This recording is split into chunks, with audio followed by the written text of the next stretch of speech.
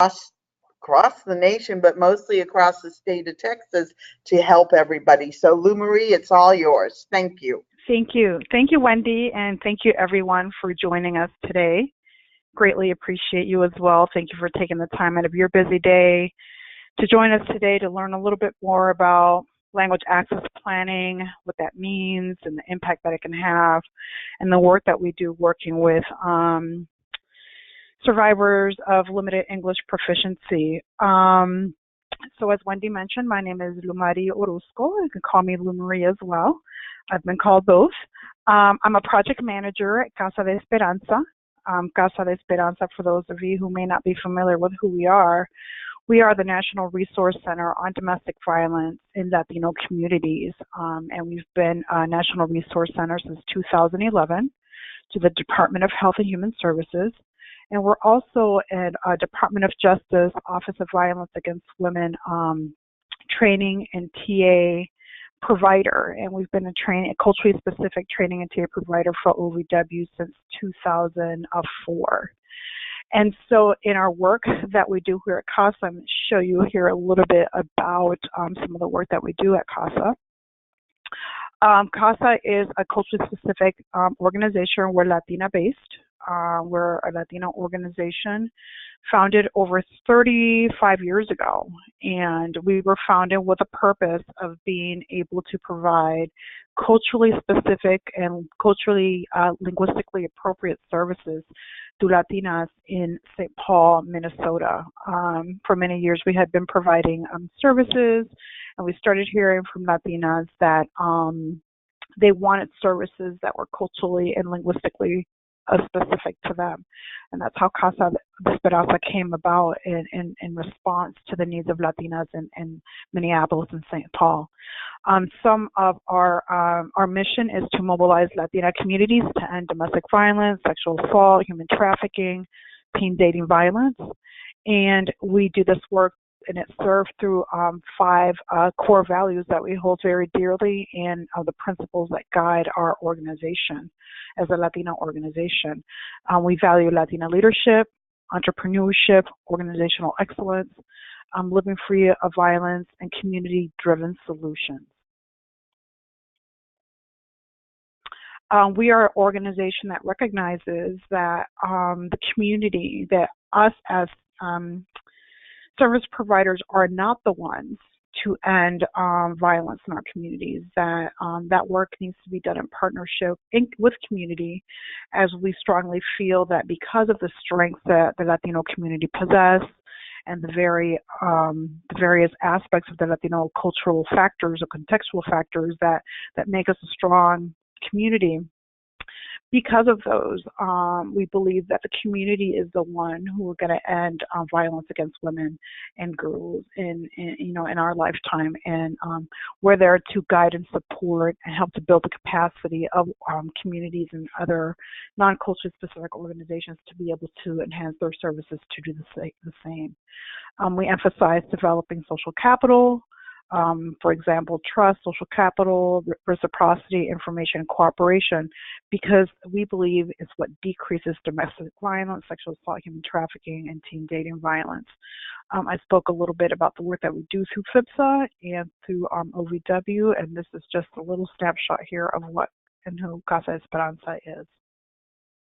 And so before I actually get started here, I do want to mention a few things. I do want to mention that if you have any questions, please feel free to put them in the chat box. I will be asking Wendy periodically to see if we have any questions that we can answer those as we go versus waiting to the last moment.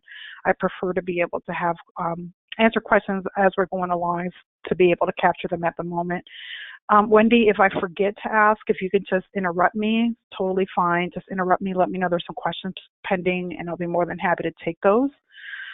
Also, I am going to be sharing quite a bit of information today, and I know that we have about an hour and a half, and I want to be mindful of your time, and I want to be mindful in ensuring that I'm able to get through as much as this information as possible. So with the PowerPoint, you'll see that there is a lot of information provided.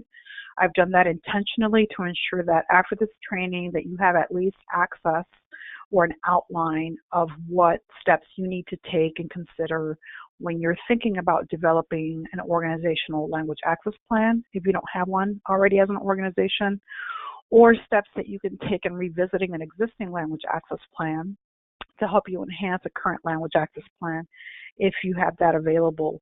Hopefully, some of you had an opportunity to attend the webinar that was presented last week by Jose Juan Lara, a colleague of mine here at Casa, who did a webinar on culture and identity, which is a really good foundation for what we're going to be talking about here in this series. And then in the next 2 weeks, on March, I believe Wednesday, March 13th, we'll be hosting a third webinar, and that webinar is going to be more informal. And it's really an opportunity for you to join us, to ask any questions that you might have, as well as to share any challenges that you might be running into as you're developing your language access plan, or if you're already in that process, and really an opportunity to receive some strategic TA around your particular needs.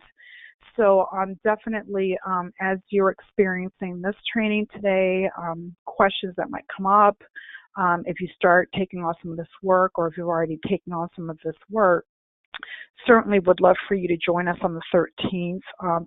Please bring all your questions, and we'll be more than happy to answer those for you at that time. So let me go back here really quick to the learning objectives. So our hope for today is that we're going to explore what information is needed prior to developing and implementing a comprehensive language access plan. The process that I'm going to walk you through today really is about some of the thinking that needs to take place in preparation for developing a language access plan.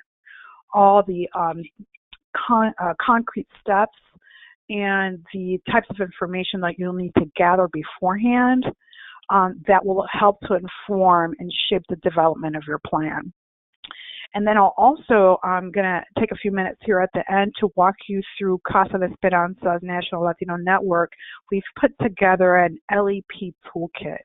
And our LEP toolkit is a web-based resource which will allow you to walk yourself through either developing a language access plan from scratch, and it'll take you step by step, and or it'll help you enhance a current language access plan that you might already have, but that you're interested in revisiting and enhancing to ensure that you're providing meaningful language access to limited English proficient survivors within your respective organizations.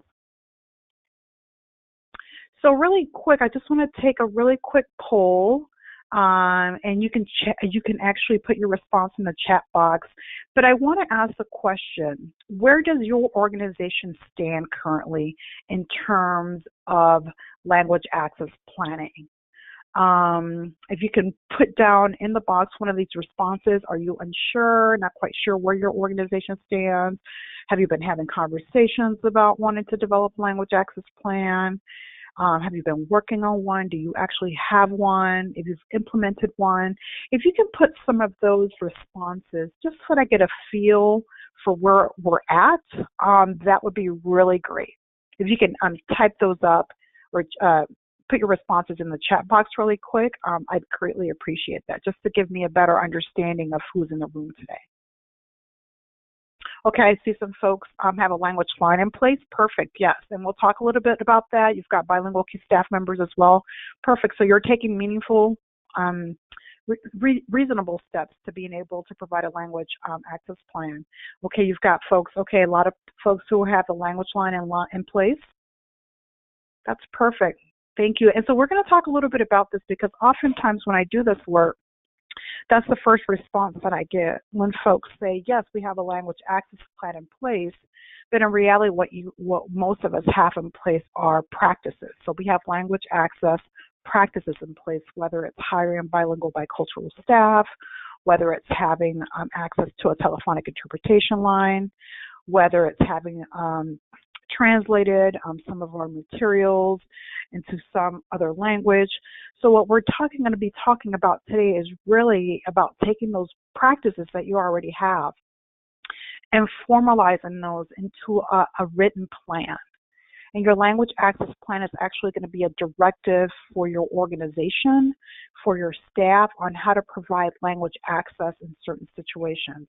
And so we're going to talk about this here through the length of today's training to really help prepare you and guide you in formalizing some of those practices that you all currently have in place. I see that many of you have some very thorough practices in place. Again, the paid in-person interpretation, also volunteer interpreters and video interpreters. Those are great. Thank you so much for taking the time to do that. Greatly appreciate that. So who are individuals with limited English proficiency? So individuals with limited English proficiency are those individuals who do not speak English as their primary language and have a limited ability to read, write, speak, or understand English. Many individuals with limited English proficiency are in the process of learning English and may read, write, speak, and understand some English, but not proficiently. And so it's really important that when we're undertaking this work that we have a clear understanding of what it means to be an individual with limited English proficiency. I know that time and time again in our work, we come across individuals who may speak a little English or who may understand a bit of English, and that's great in certain situations, but particular to the work that we all do around domestic violence and sexual assault, it's really important for us to be able to communicate as comprehensive as possible with the survivors that we're working with. And so we want to be able to ensure that although at times victims or survivors will say to us, you know, I understand what you're saying, or I understand, or I'm able to communicate with you in very limited English, that although survivors are able to do those things, that it's still our responsibility to ensure that they have full parity in services, in service provision, and also full access to our services. And the best way that we can do that is by being able to provide the language access services that are necessary for us to be able to comprehensively communicate with each other in a way that allows the survivor to feel heard, in a way that allows us to get a full picture of the situation that's happening, and in a way that allows us to communicate whatever information that we need to communicate in a way that we know that ensures that the person receiving the information is able to process that information and that fully understands what we're trying to communicate. So who are individuals with LEP? So as of 2013, I think is the this resource that I have here, we've realized that there is a continuous rise in immigration, and the shift in the U.S. settlement patterns means that more communities around the country are faced with the challenges of working with individuals with limited English proficiency. And as of this last study, 8% of the United States population is considered to be limited English proficiency, meaning that in homes, another language is spoken other than another primary language is spoken in the home other than English.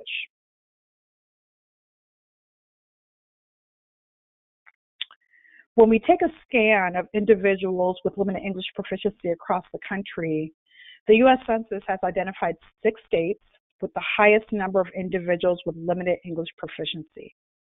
These states together represent 68% of the total limited English population within the United States. And between 1980 and 2010 or so, the Southeast and the Southwest states have seen the highest growth rates when it comes to individuals with limited English proficiency. In that time span, Nevada saw an increase of 398%. North Carolina has seen an increase of over 395%, an increase from 87,000 individuals in 1980 to 430 individuals in 2010. And my guess is that by now, that number has also grown exponentially, given this continuous trend, again, this continuous rise in immigration and the shift in U.S. settlement patterns. between individuals from foreign countries speaking other languages other than English. So the U.S. population over 5 years old speak another language in the home. 79% of the population in the country speaks English only in the home, with 12% of that population speaking Spanish or Spanish Creole, 3.6% speaking other Indo-European languages, 3.7% speaking Asian or Pacific Islander languages. And this information comes from a study that's done every year, most community assessments that are done within the school districts of this country, where what they're looking at is what languages are spoken in the home. And based on what languages are spoken in the home is where we're able to identify who are the limited English proficient individuals within our communities. So these are some of the languages that are spoken in the state of Texas. And as you can see, the largest percentage of limited English proficient individuals within the state of Texas speak Spanish.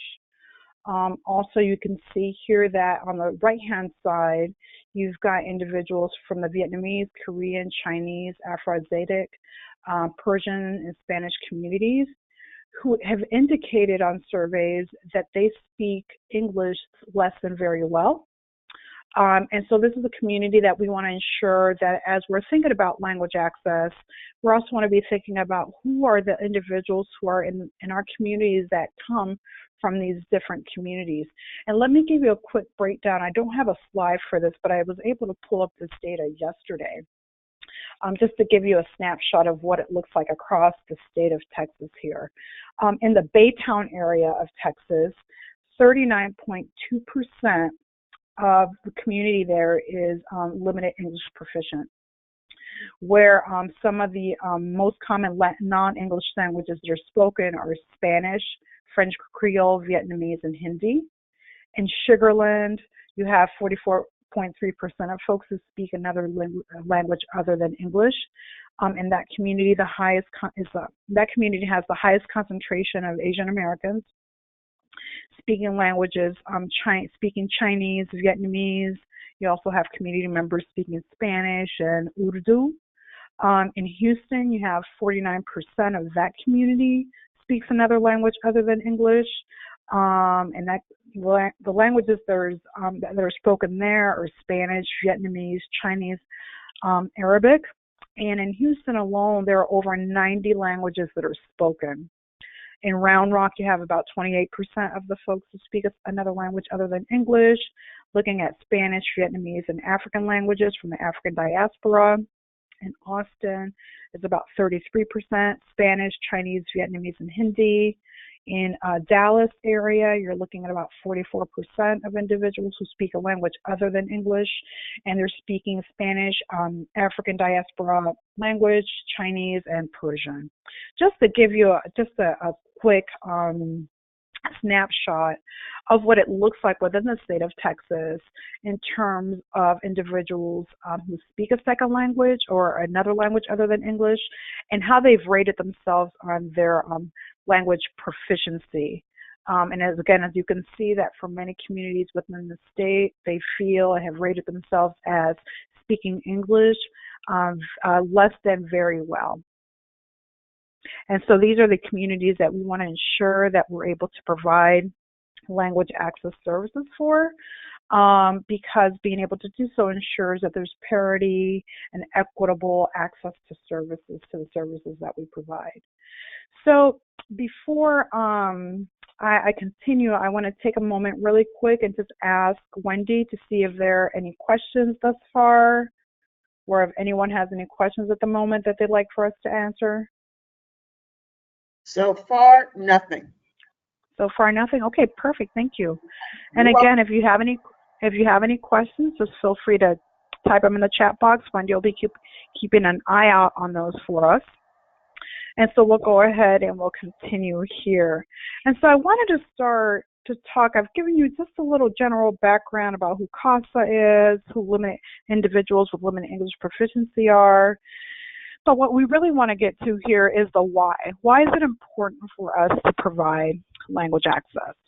And I think for me, aside from the federal requirements that I'll talk to in a bit here, it really is about just doing the right thing, making sure that survivors who need our services have access to those services in ways that are meaningful, in ways that are culturally and linguistically appropriate. Because at the end of the day, I think for all of us, the work that we do really is about ensuring the safety and well-being of our community members. And so I wanted to share with you the why we provide language access and why it's so critical. This woman here on the slide is Daisy Garcia of Brooklyn, New York. And Daisy is a victim of domestic violence. And she lived in Queens, New York, not Brooklyn. She is a domestic violence victim who had filed multiple police reports with the NYPD. And in filing these reports, I believe she filed over 3 different reports. And each one of those reports, she indicated that she feared for her life and for the life of her 2 daughters, Daniela and Jocelyn. And, she filed these reports with the NYPD knowing or believing that her ex-husband would one day seriously harm them, even potentially kill them. Daisy is a victim with limited English proficiency.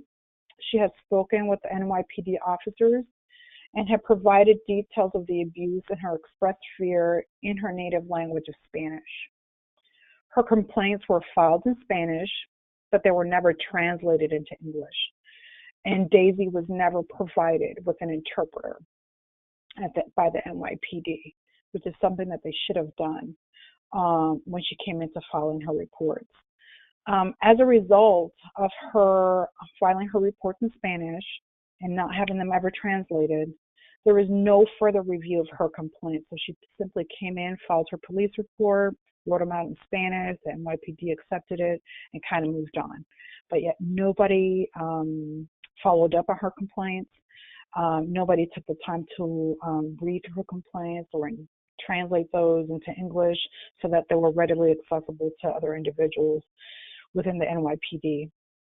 Daisy filed 3 complaints, and none of the time she filed a complaint, again, like I mentioned before, there was no action taken against her abusive ex-husband. So in 2014, Daisy and her 2 daughters were killed by her ex-husband. And as her family, after her murder and those of her daughters, as her family was going through her personal belongings, getting things together, they came across copies of her police reports and the complaints that she had filed with the NYPD. As a result, her family brought these to some local culture-specific community-based organizations in New York, who actually helped to lead the filing of a lawsuit against the NYPD for not providing language access services to Daisy and her daughters. And I think this is, if anything else, this is instrumental and critical to the why we do this work, why we provide language access. So besides, again, the fact that the legal requirements that require us to do this, it's also about it being the right thing to do. It's a moral and ethical piece, and understanding that, had the NYPD done its due diligence, had they had a language access plan in place, had their officers been trained, had they known that once Daisy came into the PD to file her report, that they were required by federal law to provide language access services to her, had they found an interpreter for her, had they taken the time to file these reports or translate these reports into English, that the likelihood that Daisy would be alive today would have increased exponentially.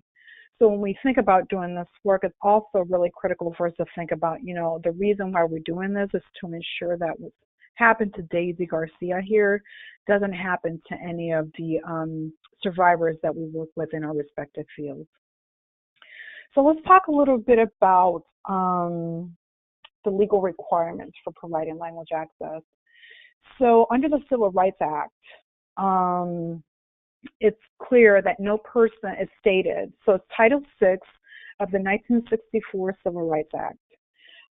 And under the Civil Rights Act, it reads, no person in the United States shall, on the ground of race, color, or national origin, be excluded from participation in, be denied the benefits of, or be subjected to discrimination under any program or activity receiving federal financial assistance. So if we take a look at the Civil Rights Act, the Civil Rights Act tells us that any organization that receives federal financial assistance, either directly or indirectly, is required to comply with Title VI of the Civil Rights Act of 1964. And if an organization receives any federal funds, then all aspects of that organization are obligated to take reasonable steps to ensure that individuals with limited English proficiency have meaningful access to the benefits and services provided by that organization. So in a nutshell, what this is telling us is that if you work for an organization, let's say that you're a sexual violence program within a larger social service organization, and you are the recipient of federal funding to carry out your work. That means that you as a program within that larger entity are required to provide language access to survivors, but also that your organization as a whole is also required to provide meaningful language access to individuals with limited English proficiency. So the burden of providing language access doesn't only fall on the program receiving federal funding, it falls on the organization as a whole as a recipient of federal funding. No matter which part of the organization receives federal funding, at the end of the day, the expectation is that the entire organization will receive, will provide meaningful language access. And the same as it states here, whether you receive federal funds directly or indirectly.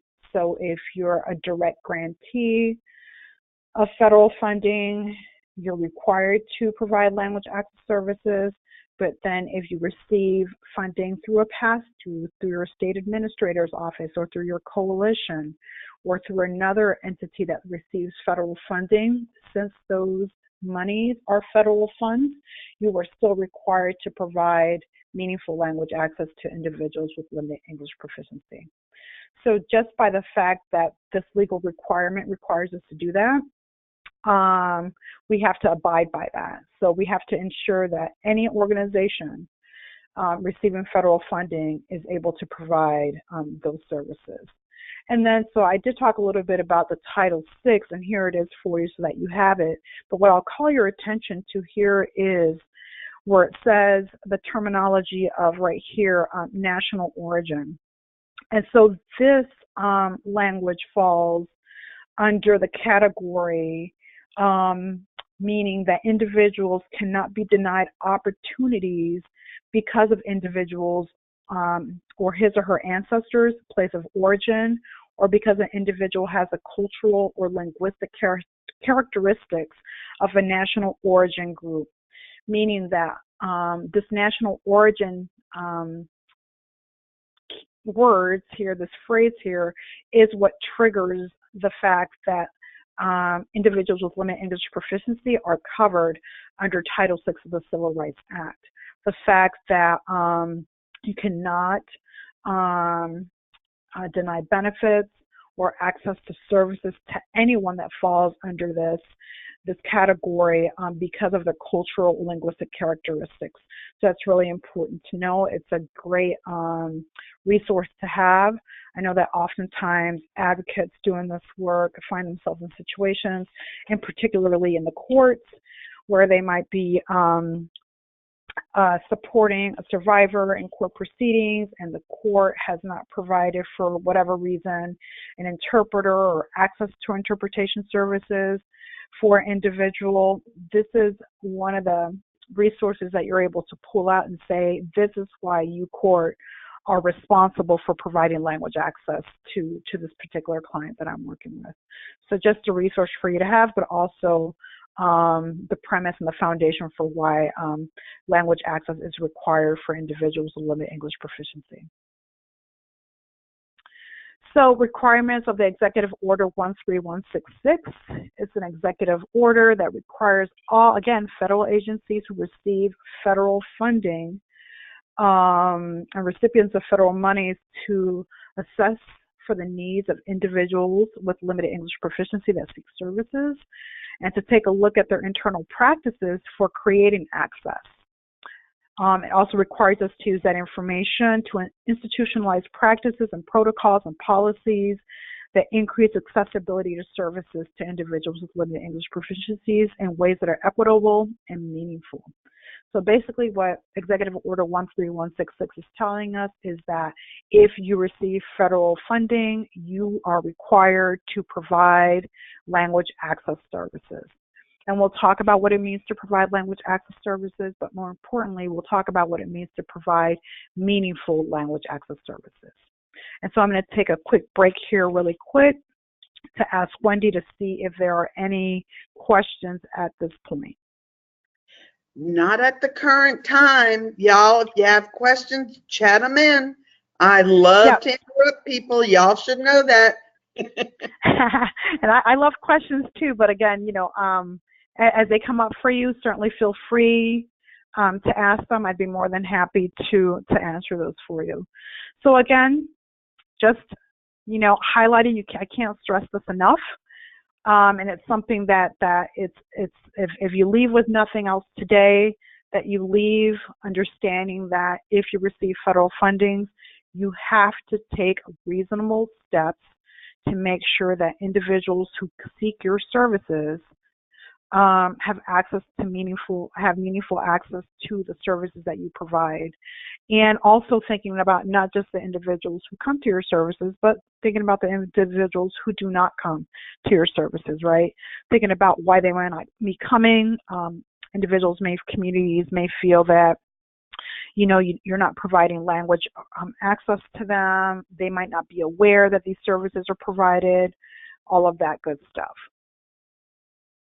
So as I mentioned, providing meaningful language access really is about doing the right thing, because our work is really about ensuring safety, healing, and justice for those who are harmed by violence. You know, oftentimes as advocates, you know, we find ourselves in really interesting situations that require for us to use our creative skills, and we're very good at doing that. And, you know, and I know, and I've heard time and time again of the wonderful creative stories or creative strategies that advocates have developed over the years for communicating with individuals with limited English proficiency, kind of on the fly, on the spur of the moment as it happens. And the beauty about having a language access plan in place is that it allows us to be proactive, right, instead of reactive. And that's what we want to do. We want to ensure that we have something in place that really is a blueprint that's going to highlight not only for us, but for our other staff within our organizations, exactly how we're going to be providing meaningful language access to individuals. And I'm going to come back to this slide really quick, so I wanted to talk about a couple other things. So as I mentioned, agencies who have not developed a language access plan often find themselves operating just, again, reactively when it comes to providing language access. And what that means is that, you know, oftentimes we find ourselves just responding to the needs of one particular individual who is seeking services at a time, and seeking ways to include their participation in the programs and the services that we offer. And so what we hope to do is to help agencies and organizations to be more proactive by having an effective language access plan in place prior to engaging with individuals with limited English proficiency. And I mentioned, advocates have done great jobs over the years being resourceful and creative and finding ways to communicate with individuals. But oftentimes that ad hoc, that relying on that patchwork of ad hoc communication methods is guaranteed to, at some point, make survivors feel, actually survivors and advocates feel ineffective or frustrated, and oftentimes victims of crime feel frustrated, isolated, confused, and just not well supported. And so it's critical to acknowledge that the lack of a proactive plan for meeting the language access needs of individuals with limited English proficiency can significantly undermine meaningful access to services and support. And at times it can even compromise the safety of victims and the options that are available to them. And I think that was very well highlighted with the example of Daisy Garcia. And by no means is Daisy Garcia, a one-time situation or a one-time situation. We see it time and time again in our work here at CASA, working with non-culturally specific organizations across the country who are, by way of not having a proactive language access in place, are often causing additional harm to survivors who are seeking services by, again, not providing adequate services, not allowing survivors to feel like they're getting the services that they need, not feeling supported, and all of that. So we want to ensure that we're able to do that by way of developing these language access plans. And then, having a plan in place really does improve services and enhances outcomes. We've conducted some research here at CASA with the hotline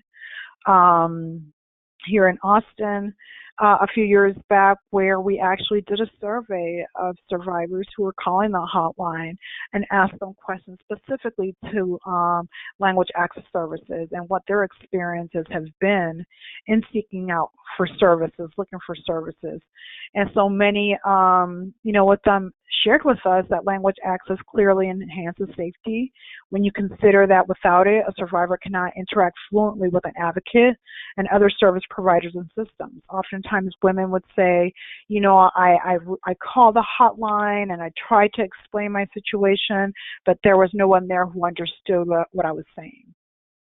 Right, and oftentimes we would try to communicate, but I didn't understand what they were saying. They weren't understanding what I was saying, so I was caught in this place of not knowing what to do and not being able to get the information that I needed to make a decision about the situation going on in my life. And then research in the domestic violence and sexual assault field shows that survivors appreciate and feel more supported when language access services are provided. And I think we've seen that time and time again as we see organizations who are becoming more bilingual and bicultural, recognizing that, there's value in hiring staff that reflect the communities that we're working with, and ensuring that by having bilingual, bicultural staff, that we're able to reach, additional pockets of our communities that we might not have access to, that we're creating opportunities for those communities to come to us to seek services, and seek services that are culturally and linguistically appropriate. So by having these language access plan in place, it does create this sense of collaboration between organizations and communities, and it really does enhance access to services for survivors. So now we're going to talk about developing an effective language access plan. So as I mentioned earlier, what I'll be doing here is walking you through those comprehensive pieces and components, all that information that is needed in order to develop an effective language access plan.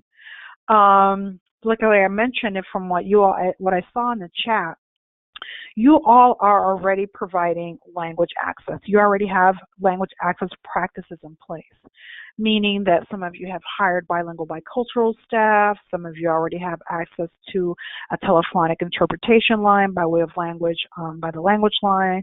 Some of you are already providing in-person training, in-person interpretation, whether it is for individuals with limited English proficiency or individuals who are deaf or hard of hearing. So you already have all those practices in place.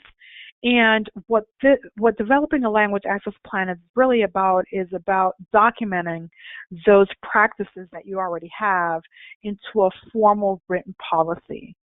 And the reason for that is twofold. One, by creating that language access policy and having that in place, you're meeting the federal requirements.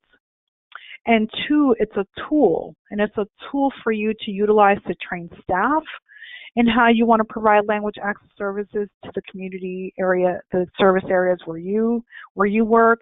It's also a tracking tool to help you on a yearly basis revisit your language access plan and look at who you're providing language access services to, how often were you providing language access services to individuals, what languages were you providing those services in, to really help you think about what do we need to do for next year, what changes do we need to make in our language access plan, what types of funding do we need to seek, how do we ensure that we're continuously enhancing the work that we're doing to ensure that we are providing services to as many individuals with limited English proficiency in our communities as we're able to. So a language access plan is a directive that sets forth the standards, goals, and expectations for an organization on the provision of accessible services to limited English proficient individuals. So again, a plan is your blueprint. It's going to highlight how your organization is going to provide language access services. And some of you all might take it even a step further. For example, at CASA, we have 2 language access plans. One is our Phase Forward Language Access Plan, which is a general language access plan. It's about 7 to 8 pages long. It's something that we make available to folks to let them know that we're providing language access services. And then we have an internal language access plan that's more comprehensive. And at CASA, we have multiple pockets of work. We have our national training and technical assistance work. We have our research department. We have our policy work that we do in DC. And then we're also an organization that has local services. So we have, we run the smallest DV shelter in the state of Minnesota. We also run the only bilingual hotline in the state. And so we have 4 different components, 5 different components to our work. And within our internal language access plan, what we've been able to do is to break it down where each work area, for example, has their own protocols to follow when providing language access services. So the way that our training and technical assistance team provides language access, whether at a meeting, at a conference, a webinar, or in-person training, is outlined within the protocols for the training team language access plan. The way that our administrative office, for example, in St. Paul, Minnesota, provides language access to someone who calls the local number, or someone who might show up at the office, has its own set of protocols, right? So when you look at your language access plan, you want to look at it, again, as a blueprint, as something that's going to guide the way that you provide language access services within your organization. And so here is a snapshot of the various information and gathering opportunities, decisions that need to be identified and thought through as you begin to gather information to inform the development of your language access policy. And so I wanted to provide this so that you just have it. You can pull it out, go step by step, and these are the key components that you need to be thinking about as you're preparing to develop your language access plan. And I'm going to go through each one of these more here individually as we go. So first, as you're thinking about developing your language access plan and as you're getting ready to do this work, one of my recommendations is that you consider Putting a team together. Consider identifying 4 to 6, 3 to 5, a handful of folks from your organization to actively engage in the process of developing the organization's language access plan. And as you think about that, I encourage you to think about, who are those folks who need to be there at that table. If it's someone from your finance department, because we're going to have to look at how we fund, language access services. We're going to, someone from your advocacy staff out there in community providing services, an advocate who's in-house providing services. Some individuals who are able to make decisions about how this plan gets implemented and how it's moved forward and how individuals are trained. And I say this because I created Casa de Esperanza's language access plan back in, 2013, 2014, and initially just started as a project that I was undertaking, thinking that, I can develop this language access plan in 3 months and I'll be good to go and it'll be done. Check it off the list, right? And it turned out as I started to develop the language access plan, I quickly realized that this was not a one-person job. As much as I wanted it to be a one-person job, it really does entail a core group of actively engaged staff members from across the organization. So as you're thinking about starting this work, I ask you to start thinking about, who needs to be at the table, who's going to lead the initiative, who's going to be responsible for bringing folks together, for actually leading meetings, for leading the drafting of the language access policy, and then think about what are the responsibilities of each staff member, right? So you have somebody from your advocacy department. Is that the individual who's going to be responsible not only for helping to develop the language access plan, but will they then be responsible for training the advocacy staff on their language access plan or protocols, individuals to their local area? Will that person be responsible for ensuring that every year that language access piece of their work is evaluated and looked at for potential enhancements?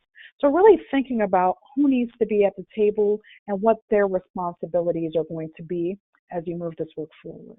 And I can't say it enough. As much as we would want to take it on our own and just knock it out really quick, I really encourage you to take the time to put together a team that's able to do this work with you over a period of time. Because again, even developing a language access plan is going to take some time. I just did some work this summer with an organization that we were able to do it, a language access plan in 6 months. I've done some work with some state coalitions that 2 years later, we've just finalized our language access plan. So understand that it's a process, but it's something that it's not to be taken lightly. You want to ensure that you do have a formal language access plan in place, whatever that might look like for you. And you want to ensure that your staff is trained on it, because at the end of the day, not only is it about enhancing safety and the well-being of survivors who seek your services, but given that the majority of us are federally funded, it's an expectation from the federal government that we will have these plans in place. And so the last thing that you want to do is find yourself in a situation where, and I've seen this happen time again as some of the states across the country, the southeast part of the country that we've done some work with over the years, where survivors have reached out to CASA to let us know that they're being denied services because they're limited English proficient individuals. And we've had to do some work with those organizations. We've also run into situations where complaints have been filed. There is a complaint process through DOJ in the event that services are denied to an individual with limited English proficiency. DOJ is not the swiftest and the quickest in looking into those, but they look into those and they will investigate and they will put sanctions on an organization. And those sanctions could potentially even include losing federal funding.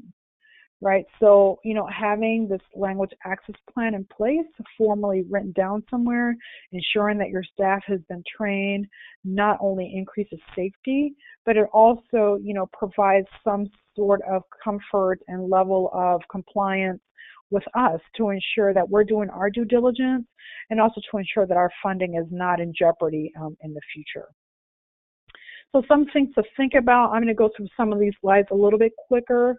I included a lot of this information again so that you have it readily accessible to you as you're developing your language access plan, but just I want to be mindful because I have quite a few slides to go through yet. So I'm not going to go through each one of them, but these are some of the things that you want to think about once you bring that first, during your first group meeting. Let's say you've identified who's going to be part of your core working group, and here are some conversations, some questions that you want to ask that group to ensure that you're all on the same page and to ensure that you're all going to be headed in the same direction when it comes to developing this language access plan. Again, thinking about who's going to be in charge, who's going to lead the work, what is the work that's going to be done, who's going to pay. So really quick here on who's going to pay. I hear this a lot. When I talk to folks about language access, the first thing that comes out of, that they say oftentimes is who's going to pay for it. Well, given that the federal government has already funded our work, the federal government has already paid for it. So the expectation is from the federal government isn't that you're going to seek additional funding for language access, because most likely they're not going to provide that. What they're looking for you to do is to look at the federal funding that you currently receive and look at how those monies are allocated. So you'll want to make sure that as you're doing your yearly budget planning, that there is a budget line item specifically for language access. So a lot of you who already have a language line probably have money set aside for a language line within your budget. For those of you who are already providing in-person interpretation, you might have an item line in your budget already set aside for in-person interpretation. For those of you who don't have a language access plan in place and who may not have budget line items in your budget addressing language access needs or services, this is an opportunity for you all as an organization to be able to look at your current budget, look at the different allocations, and figure out how much monies can be allotted to language access services and where those monies may be coming from, where you might have to pull those from. Because the expectation of the federal government is that once you receive federal money, we've already given you money to provide language access services, and it's up to us to figure out how we allocate those monies to ensure that that happens. So, and we'll talk about this a little bit further on in the presentation. And I'm going to stop here really quick to see if there are any questions that I saw. I think I saw one about a PowerPoint. Well, this PowerPoint will be made available. Yes, you will get a copy of the PowerPoint. The PowerPoint also has my contact information. So anytime I can be a resource to any of you. I'm actually in Texas myself. Not sure if I'm close to any of you all, but I'm in North Dallas. I'm in the Carrollton area. But you can certainly reach out via email, and I'll be more than happy to support, answer any questions that you may have around language access. But you will be receiving this PowerPoint afterwards. And Wendy, are there any other questions that I might have missed? I haven't seen any, and I've been eyeballing this, but okay. I have a question, okay? Yes, ma'am. Yes, ma'am. It goes back to my days when I was doing direct services. If an advocate is fluent, bilingual, bicultural, and is not a certified interpreter, and they go to court, and they hear the certified interpreter misinterpreting what the survivor says, how do you address that? Well, the advocate has the opportunity to bring that forth to the bench. Okay. So she's able to either at that moment in the proceedings say, judge, I'm fully bilingual. I understand what's being said here. What the interpreter is interpreting is not correct. right? And so, at that point you can ask, and it's a tricky situation because you can bring that forth to stop the proceeding, to make that known to the judge. The judge is going to decide how they're going to proceed, right? There's an opportunity for, at that point, the advocate to clarify what's been said. And also, but what we don't want the advocate to do is to step into the place of the interpreter, because then that then conflicts with her role as an advocate. So oftentimes we hire bilingual, bicultural advocates and put them in situations of being an interpreter and advocate. And the reality is that we never want to do that, right? Because the advocate is there to be an advocate and not to be an interpreter. And if they're an interpreter, they can't be an advocate. But we do have a toolkit that I'll try to get to at the end of this PowerPoint. And if not, I believe it's on the slide.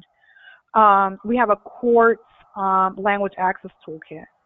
And that's a direct result of a national survey that we did with advocates around what would be useful to you all as advocates in these types of situations within the courts.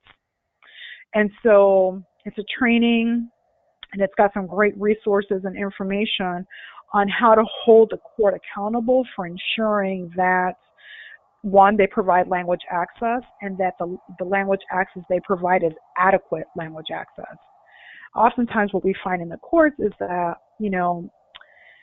depending on the court, some courts have a court interpreter's office, and those court interpreter offices tend to do their due diligence, but oftentimes, like I was just recently in a county in Minnesota doing some work for another project that I oversee, and language access came up, and it was a language access in the court, so we were having that conversation, and the judge said to me, "Oh, but Manuel died, so we no longer have an interpreter." And I thought, oh, you had one interpreter. There's one interpreter for 16 different courts within the county. Mm-hmm. His name was Manuel, and when Manuel passed away, there were no additional interpreters in that county.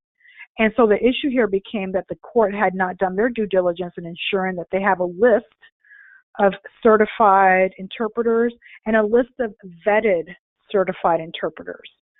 So when you're thinking about, as you're doing your language access plan, and we'll talk about this at some point, is that part of it requires for you to identify in-person interpreters. So reaching out to interpreter organizations who you may want to contract with, for example, to provide services.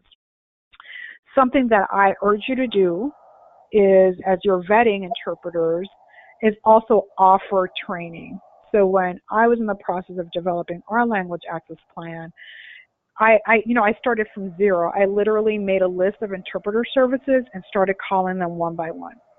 And it was like an interview. So I had the 4 or 5 questions that I wanted to ask, and I would ask those questions, most around, what does contracting look like? What is your cost?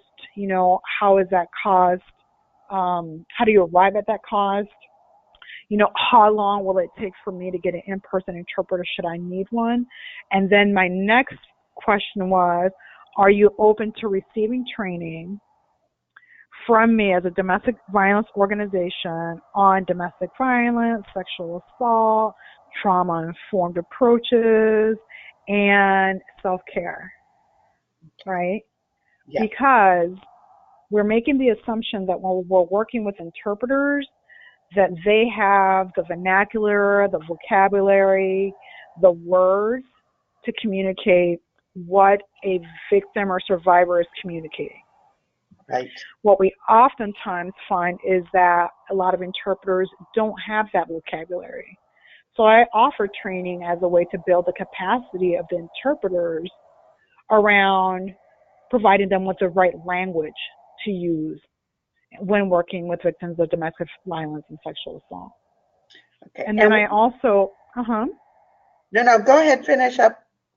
Yeah, and then I also do the piece around trauma-informed practices or approaches, because I don't know if that interpreter in their lifetime has either experienced domestic violence, sexual assault, or has been a witness to, right? And I want to ensure that, We don't want to cause additional harm to an interpreter in the event that they themselves are survivors and may not be at a place to deal with whatever is going to be dealt with in an interview with a survivor. Right. Okay. There is another question that came in, and it said, although advocates aren't meant to be interpreters, can the act of interpreting be considered advocacy if there is not anyone else available? It can be. It's just a really fine line, right? Because it depends where you're providing interpretation. Let's say that the survivor comes to you at the office, and if you're able to interpret, then you can do that right then and there. And we understand that. That's meaningful language access. That's what's reasonable for you at that moment. And that's what we're looking for, taking reasonable steps, right?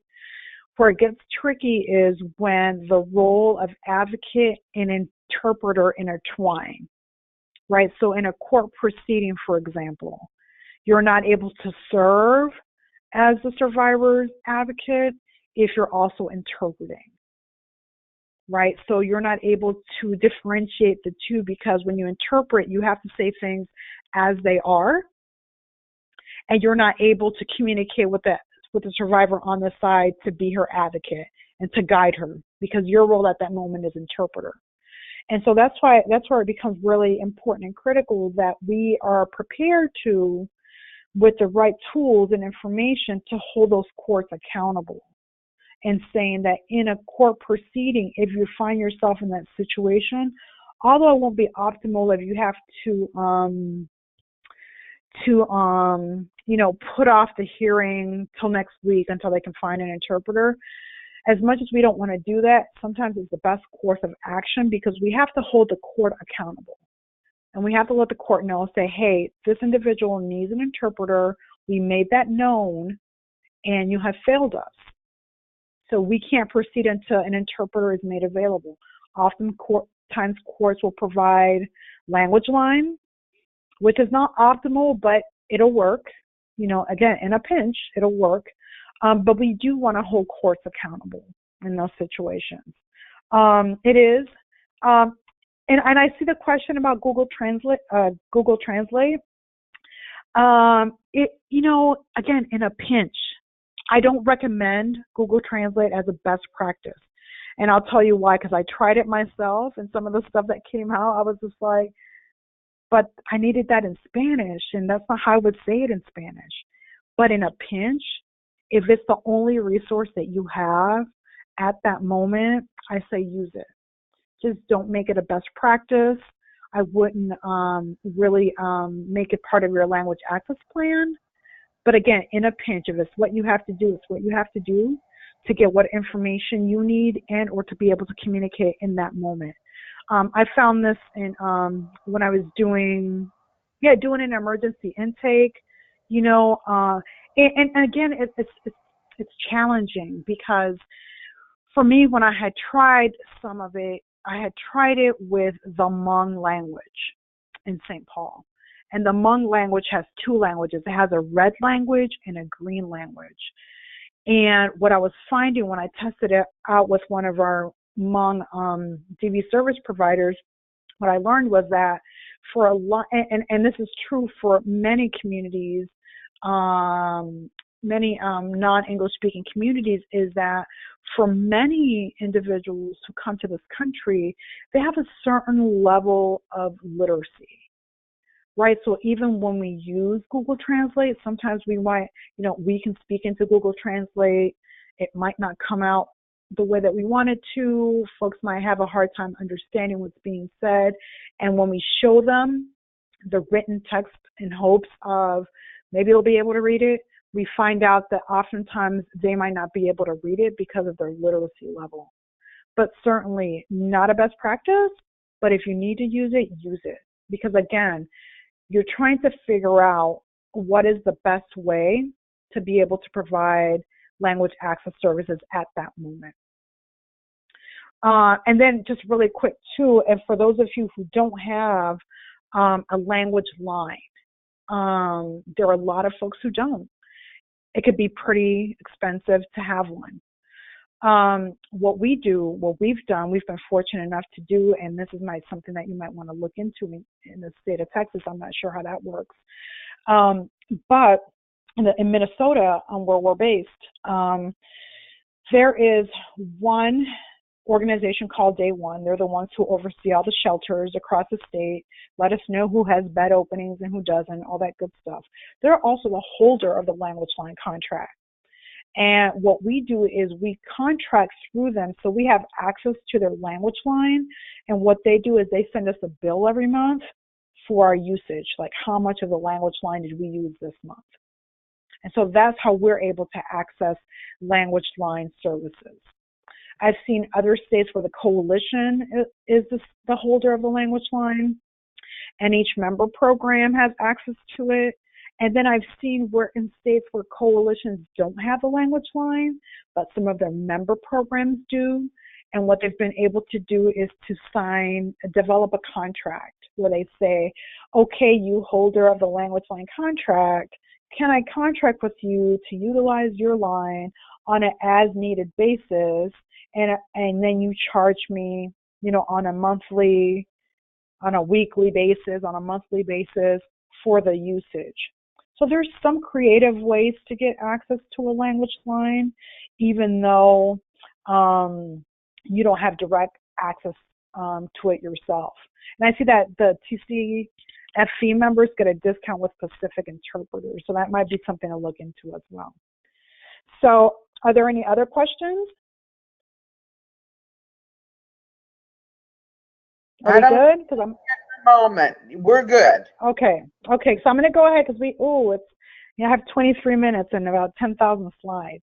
So I'm going to go through this fairly quickly. Again, they're here for you to delve in a little bit deeper, but I just want to make sure that I at least cover the 10 steps that you need to consider when developing your language access plan. So the first thing you want to think about is who are the people in the community that you're serving, right? And those include people who come to you and people who don't come to you. So who are like the people in your neighborhood? Who do you need to be aware of? And so where do we find that information? And here are some resources for identifying that information. You can look at the U.S. Census data. I can tell you that it's great information, but it's a pain to have to dig through because it's just data on top of data on top of data on top of data. But it's certainly a great resource for you to use, so it's out there. I would say go ahead and look at it. Review U.S. Census data on the use of languages in the U.S. and then within your state to give you a better picture. My favorite and my go-to is always looking at number 4, local governments, local school districts, local colleges and universities are also great resources for obtaining data. So you'll want to look at school districts and school districts that you provide services in. They collect data every year or every 2 years about the languages spoken in the home. Languages spoken in the home is a great indicator of who are the limited English proficient communities in your service area. Also, if you get a chance to look at county-based websites, your local prosecutor's office, county attorney, city attorney, look to see many of those folks have language access plans and they're online. Hospitals is also a great resource. So if you have a huge hospital in your area or a hospital in your area, you can check out their website. Oftentimes they will list the top 10 languages spoken in that area because they've already done their due diligence. So here it's really about information gathering, also looking at who you are already providing services to. So looking at identifying the 3 to 5 top languages spoken by participants who come to your program, right? So the first step will give you a broader picture of who's in the community. Step 2 will tell you who's coming to your program, right? And also tell you who's not coming to your program. So you'll want to look at that. And the way that we find this data is by reviewing your program's demographic data. So if you're currently collecting this, oftentimes when you have local funders or you have to provide reports to, X, Y, and Z, they often require demographic information and data. So kind of looking at what data you're already collecting as an organization. If you've got funding through the United Way or through some local funder who wants you to, provide this information on a yearly basis, you've got access to that data. So take a look at what you're currently collecting. Pool numbers from all aspects of your program, whether it's the hotline, shelters, support groups, how many outreach materials you've provided and what languages you've provided those materials in. That'll again just give you a picture. Maybe not an exact picture, but it'll still give you a picture of who you're providing services to and what languages you're providing services to. You'll want to look at some of your documentation, your intake documentation. So if your intake documentation is already asking about race or ethnicity, kind of look at that. If it asks a question about, native language or language spoken in the home or what language individuals are comfortable with, kind of look at that. Oftentimes, the race and ethnicity won't give you a language, but it will give you an idea. We had a woman back in our shelter years ago, and all the information that we had about her is we couldn't tell what language she spoke. All we knew is what area, what part of the world she was from. Right? She told us where she was from in Africa. We were able to contact the language line, told the language line she's from this region of Africa. Language line from there was able to determine, okay, if she's from this region of Africa, she can potentially speak these 6 languages, and they were able to identify the language, which in turn helped us to do that. But again, just looking at, who is coming to your programs and what languages they speak, comparing that to the data from step 1, and then identifying who is not coming to your program, because if folks aren't coming to your program, that's also, a flag for us to be mindful of and to keep in mind. So just a quick assessment to help you figure out what you need, where you can go find data, what current policies you have in place. Also reaching out to other culturally specific community-based organizations in your service area, getting to know what communities they're serving, also helps inform the development of your language access plan. So in step 3, we take a look at what you're already doing, right? So many of you are already well on your way on providing language access services. So yay, because I don't get to see that often. So when I saw everybody's information, I got really excited because I'm like, y'all are doing some really good work already, right? So you're already providing those practices. So it's really looking at what you're currently doing. What do you have in place, whether it's the bilingual, bicultural advocates, whether it's the language line, whether you've already taken it upon yourself to translate some of your most critical materials into a different language. Whatever it is that you're doing, look at what you're doing, and then look at how you're providing services to individuals with limited English proficiency. Because what this step is all about is identification of what you're doing, but also thinking about what is it that I'm not doing that I could be doing that is meaningful to survivors with limited English proficiency, but yet reasonable enough for me, for us to do as an organization. And I'll talk about that in a minute. So again, assessing current language access practices, kind of looking at these 4 points to help you get a better picture of what you're doing and what you're learning, and how what you're learning is driving policy, planning, hiring, and even the training of your own staff. Things to think about in this process, just, trying to make this as thorough as possible so that you have a really good tool with you after this training that you're easily able to refer back to you and really will walk you through some of this. So then planning for meaningful access. The services that you provide are critical to the individual's physical and emotional safety, and you must take reasonable steps to ensure that individuals with limited English proficiency have meaningful access to services. And so what does this mean? This is, again, it's just part of a continuation of the previous step, which is really looking at your current language access practices and identifying what you're currently doing, how well you're doing it, and what you can do better. It's also about an opportunity to identify what additional reasonable steps you can take in providing meaningful language access. And reasonable steps it's different for each organization. What's reasonable for me as Casa de Esperanza might not be reasonable for a much larger organization or a smaller rural organization, right? So when we talk about providing meaningful access, what we're basically talking about is ensuring that individuals with limited English proficiency are not denied the opportunity to access and obtain the services and supports necessary for their safety and well-being as a result of language barriers. So if you're providing a support group for, survivors who speak English, then it's also your responsibility to provide access to those services for, monolingual speaking individuals.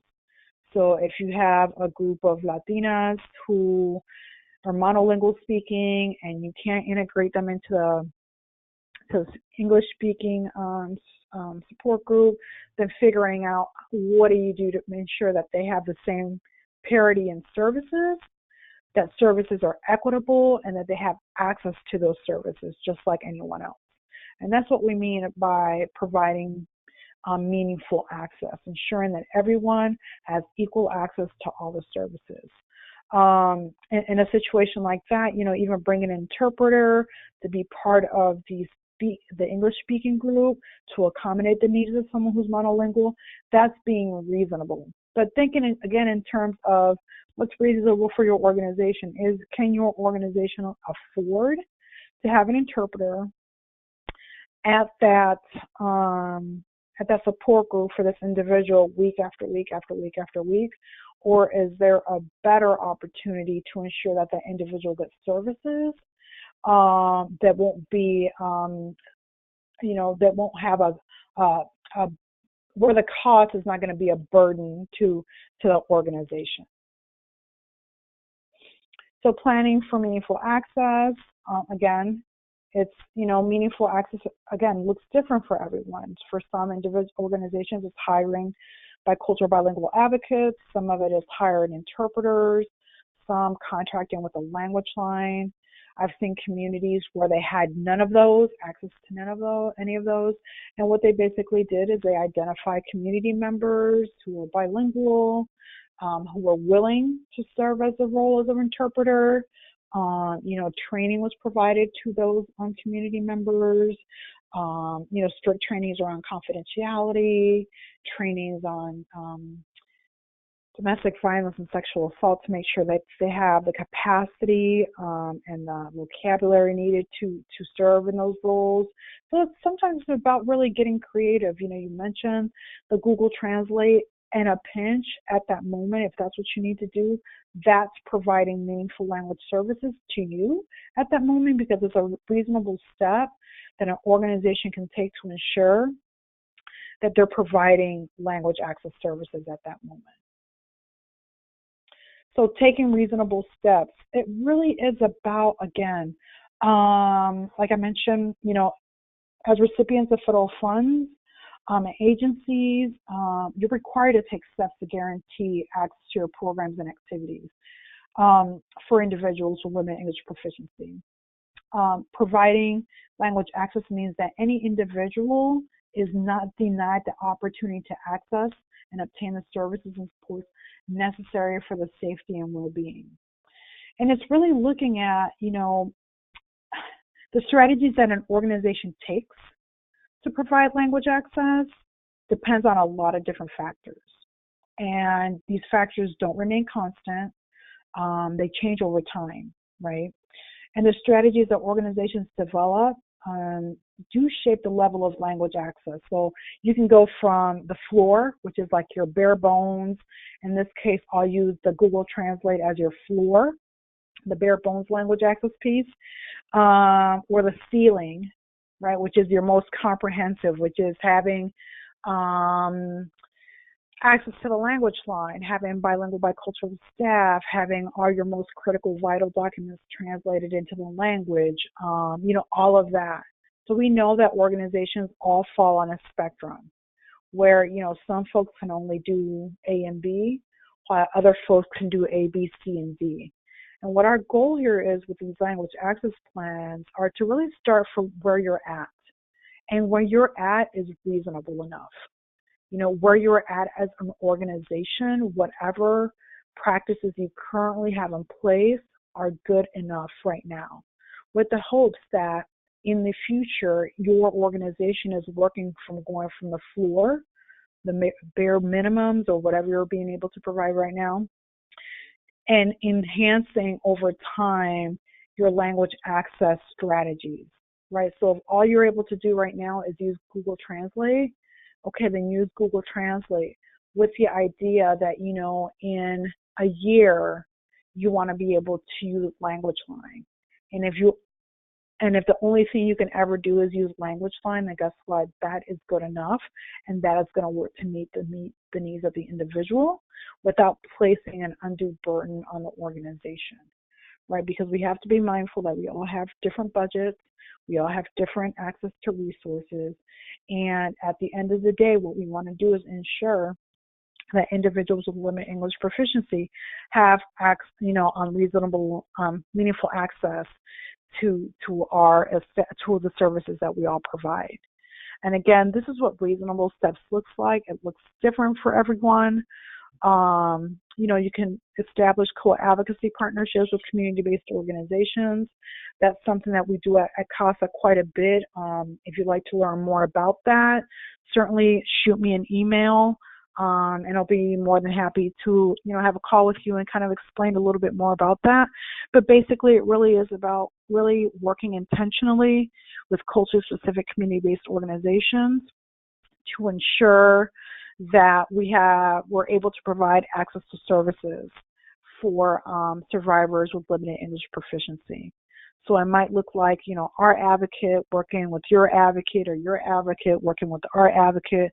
Sometimes our advocate is the interpreter, sometimes she's not, but it really is about ensuring that we're meeting that individual where they are and providing the best access to services as possible while still being able to meet the legal requirements that we're being asked to operate under. So allocating and building resources, this is where all the money pieces come in. And to be honest, the federal government does not accept the fact that, hey, we don't have, or they don't accept this perceived lack of funding is not a viable reason for not providing meaningful language access.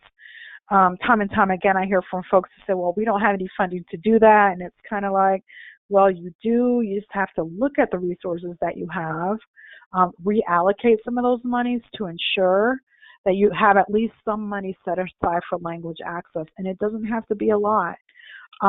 Look at what language access services you've provided in the past, kind of see what that has cost, kind of make that your budget line item.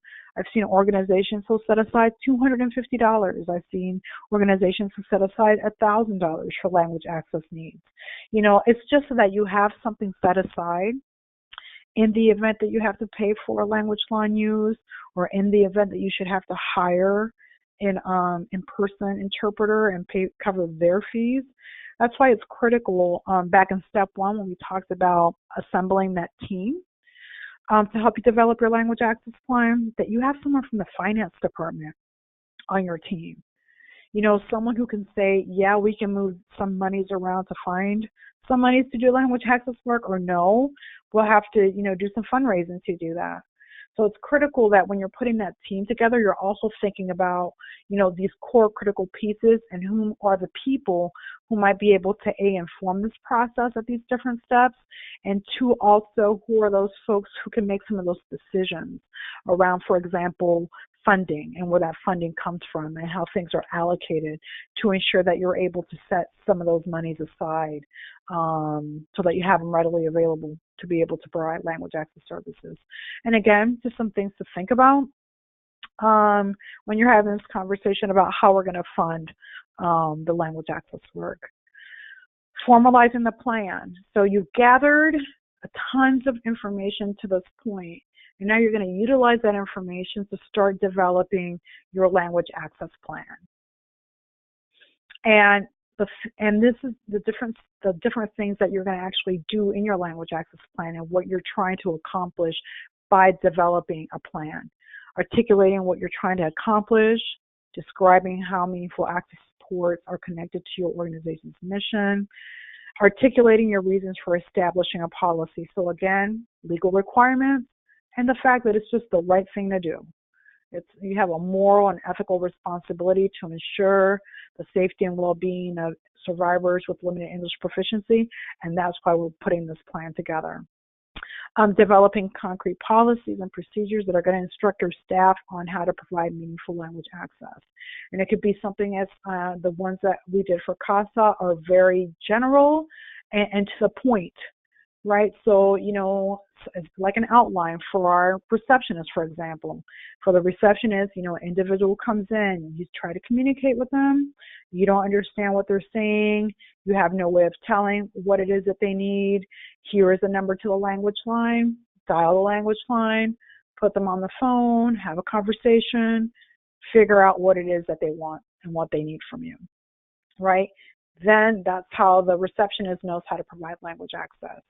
And then you do the same for your advocacy staff or your hotline staff or, your director of finance in the event that he runs into someone in the hallway who needs language access. So kind of thinking through some of those different procedures that are going to instruct and guide your staff.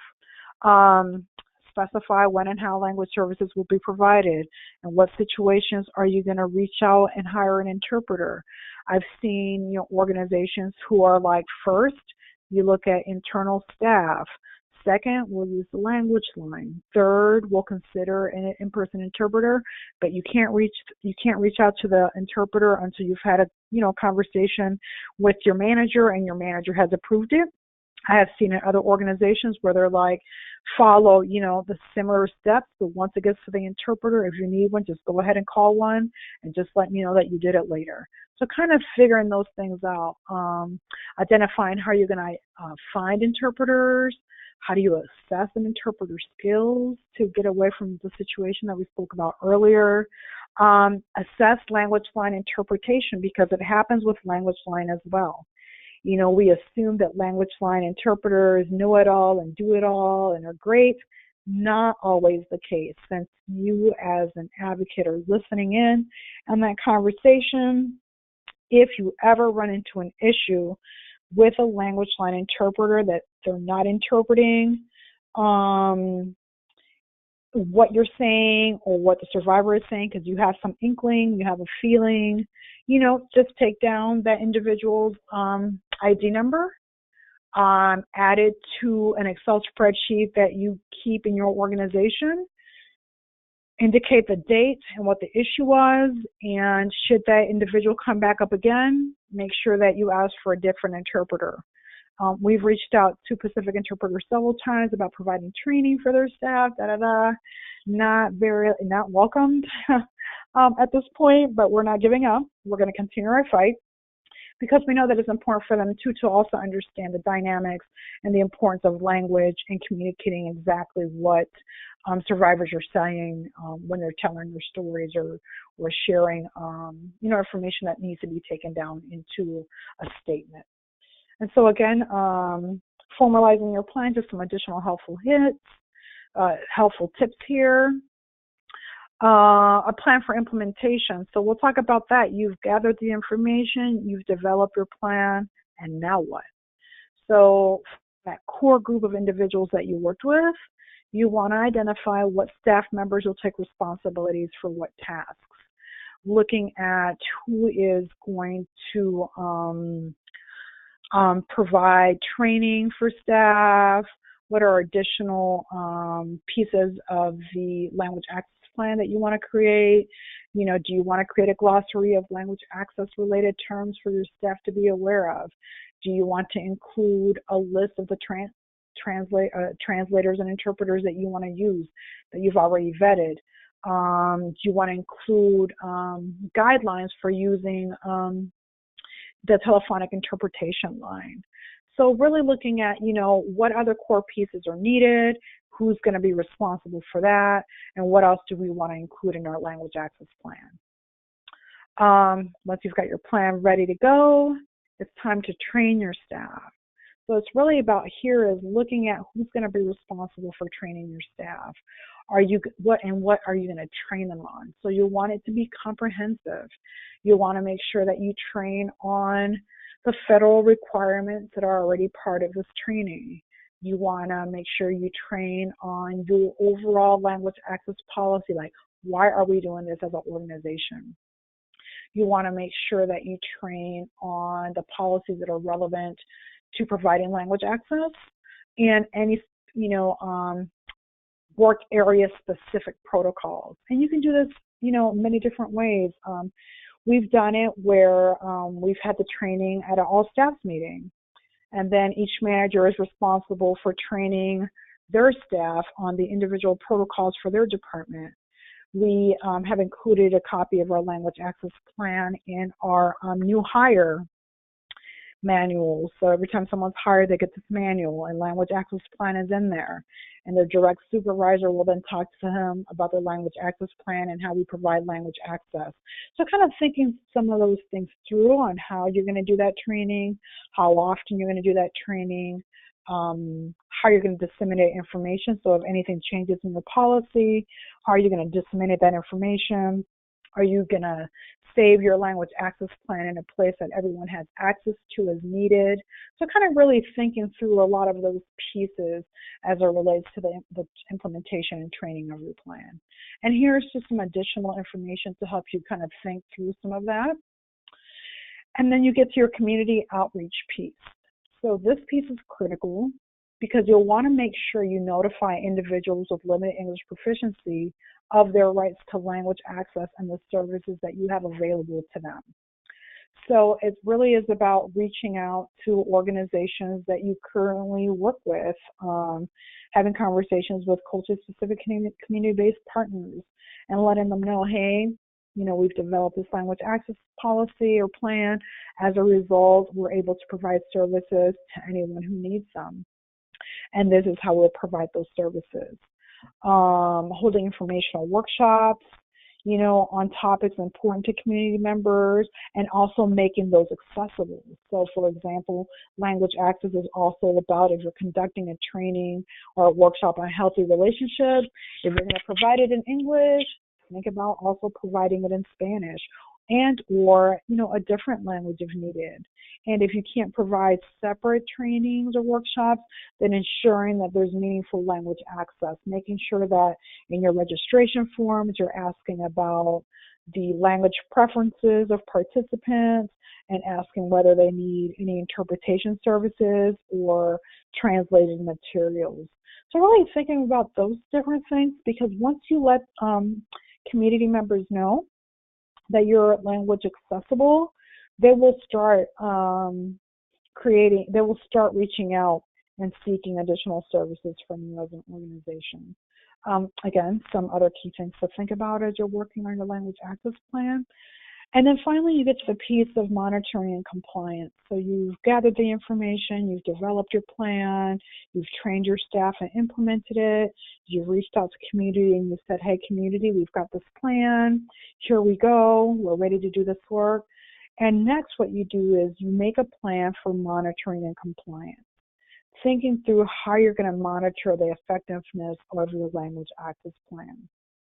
So with that same team, that same core team that you developed at the beginning and you worked this entire process through, you also develop this piece of the work, right, which really is about, how often are we going to review our language access plan, who is going to be responsible for that process, what information are we going to look at, what's going to happen once we've completed that process, right? If we need to make any enhancements to our language access plans, what are those enhancements? How do we train staff on those? How do we roll out that information? If we need to add any new pieces to our language access plan, it's about developing those pieces, ensuring that you let staff know as well that these are after reviewing our annual review of our language access plan. Here's what we've identified. Here are 3 new communities that are emerging in our service area. Here's how we're prepared to meet the needs of those communities, etc. And ensuring that you're able to at least do this once a year to make sure that you're constantly looking at the demographic changes in your communities, identifying any new emerging communities, identifying any issues that you've had or that your staff has had in providing language access services, whether by use of a language line, by use of in-person interpreters, kind of shifting, taking a look at, what you need to shift as you go forward. Looking at, do you need to translate in any additional documents that weren't previously translated? Do we need to make any enhancement to any of the programs that we're providing and how we provide them to ensure that we're able to accommodate the needs of individuals with limited English proficiency, etc. And so really quick, and I won't be able to go to this because I'm already over time and I apologize, but I'm only going to take 2 more minutes of your time. This is a website that you'll want to go to. It's languageaccessplans.org. And this is Casa de Esperanza's online language access toolkit. And it'll walk you through different steps. So if you look here, you want to go start a new plan, you click on here, it'll open up a window, and you could select what stage of your language access planning you want to start at. If you're enhancing a language access plan, you already have a plan and you just want to enhance it to meet the needs of your communities, and you start with that link there. And there's tons of resources out there. You're more than welcome to use it whenever you want. Like I mentioned, you also can reach out to me, and I'll be more than happy to provide any technical assistance or training that I can help provide, or Jose Juan can help provide. Jose Juan and I work on language access together. We actually have a team of about 5 of us that are working on language access. But again, we're more than happy to help support you in any way that we can. Here is a template for kind of developing your language access policy.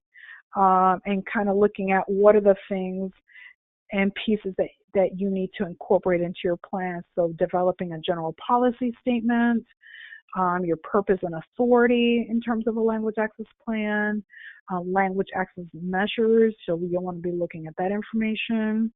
How are you going to let folks know that you have language access assistance? And this includes, organizational brochures, meetings and communities. It includes any signage within your organization, right? If someone walks into your organization, how can they tell that you're providing language access services? Something as simple as putting up a sign in multiple language that says, we provide interpretation services free of charge. And it's important to put free of charge, because oftentimes what happens is that survivors will think, oh, language access services, you provide interpretation, I'm going to have to pay for it. And we want to make sure that individuals understand that your services are free of charge to them. Because what we've run into time and time again is survivors who refuse the language access services that you're offering, whether it be the in-person interpreter or the telephonic line interpretation, because they're not aware that they won't have to pay for them. Because under other situations, when they've required interpretation, they've either been asked to bring their own interpreter, hence why many people bring family members, and or they've been asked to pay. So I've been looking at, the signage that you put around your organization to ensure that folks have access to free interpretation services. A lot of that information is available to you on lep.gov. So a lot of this work, you don't have to start from scratch at all. You don't have to reinvent the wheel. There's tons of resources on lep.gov. There's tons of resources on our LEP Toolkit website. So I certainly invite you to check those out. Some additional things that you'll be addressing within your own language access plan included on this page. And then here I've just included some language of what those policies or the language that you might be able to include in some of our language access plans in our LAP toolkit, as well as on the lap.gov. There's tons of resources on sample language access plans. You're more than welcome to utilize one of those and tweak them to the needs of your organization. But I would definitely invite you to actually undertake the process of developing a language access plan, because it does help you develop a better understanding of the why we're doing this. It really does set a foundation, especially when you have to convince other key stakeholders within the organization that this is critical and important. It really helps you to do some of that work.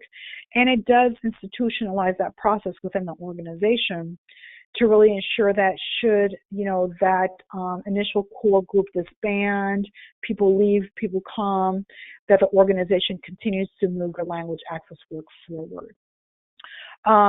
Here, just want to provide some, again, the languageaccessplan.org website, and this here is the LEP toolkit for the courts. It's on our national, I don't know what happened here, it's like going off by itself. And this is a great resource for you in helping to increase language access within the courts, holding courts accountable for providing language access. Tons of great resources. You can find it at our National Latino Network.org website. And then, like I mentioned, any support that either Jose Juan and I or other members of our organization can provide, that's what we're here to do. You can reach me. Here is my email address. You can reach me anytime. I would love to be able to support you all. And then I can't thank you enough just for being here again today, for letting me go over my time. I know that you're all very busy individuals with a lot of important work to do. And again, I'm so grateful that you were here today and that you were willing to stay with me as long as you did. I'll turn it back over to Wendy for now, but thank you again. It's been a true pleasure, and I hope to hear from some of you in the near future. Thank you. And thank you so much, Lumarie. I appreciate everything that was said here. I want everyone to know that if you have questions or can think of questions, on March 13th, Lumarie and Jose Juan will be back to answer those questions. Thank you so much.